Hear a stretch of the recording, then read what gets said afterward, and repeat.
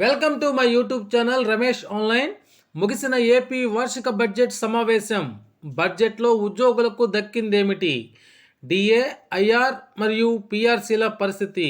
AP ప్రభుత్వ లక్ష్యాలు స్పష్టం అనే హెడ్లైన్తో ఉన్నటువంటి వీడియోని అయితే మనం చూస్తున్నాం. చూసే ముందుగా ఫ్రెండ్స్ ఎవరైనా ఇంకా మన ఛానల్ని సబ్స్క్రైబ్ చేసుకోకపోతే వెంటనే సబ్స్క్రైబ్ చేసుకోండి. ఇక విషయానికి వచ్చినట్లయితే ఏపీ బడ్జెట్లో ఉద్యోగులకు దక్కిందేమిటి? ఏపీ ప్రభుత్వం 2025-26 వార్షిక బడ్జెట్ను ప్రవేశపెట్టింది. 3.22 లక్షల కోట్ల భారీ అంచనాలతో బడ్జెట్ను ప్రతిపాదించింది.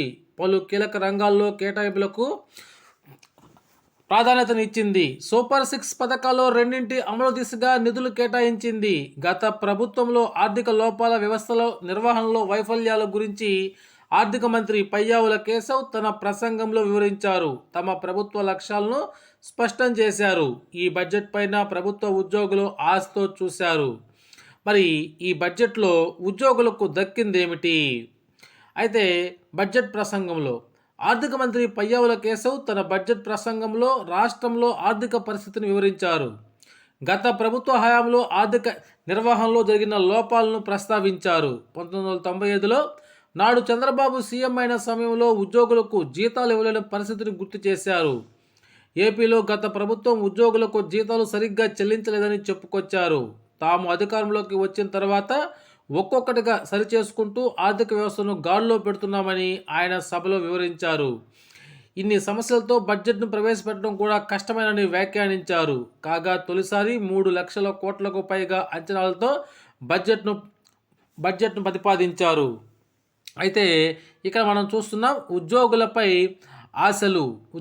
ఆశలపై ఏపీలో కూటమి ప్రభుత్వం అధికారంలోకి వచ్చిన తర్వాత 9 నెలలకు పూర్తి స్థాయి బడ్జెట్ను ప్రవేశపెడుతుండటంతో తమకు సంబంధించిన అంశాల మీద స్పష్టత వస్తుందని ఏపీ ప్రభుత్వ ఉద్యోగులు ఆశించారు.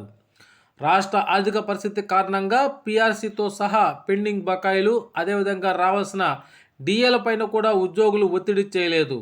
ఈ బడ్జెట్లో ఉద్యోగుల కోసం కీలక నిర్ణయాలు తీసుకుంటారనే అంచనాలతో ఉద్యోగులు కనిపించారు. జగన్ 2024 ఎన్నికలకు ముందు పీఆర్సీ కమిషన్ ప్రకటించారు. ఎన్నికల్లో కూటమి ప్రభుత్వం అధికారంలోకి వచ్చిన తర్వాత ఆ పీఆర్సీ కమిషనర్ రాజీనామా చేశారు. కొత్త పీఆర్సీ ఏర్పాటు కాలేదు.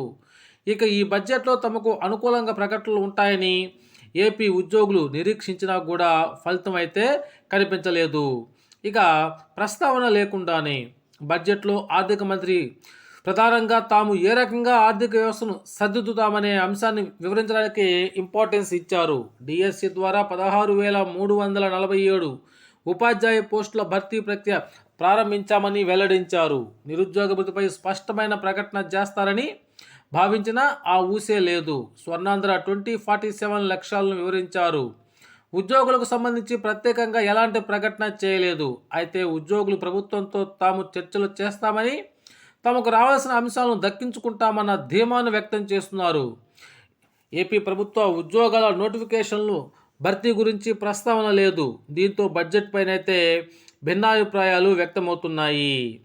ఓకే ఫ్రెండ్స్, ఇది ఈ బడ్జెట్లోని ముఖ్యాంశాల సమాచారం.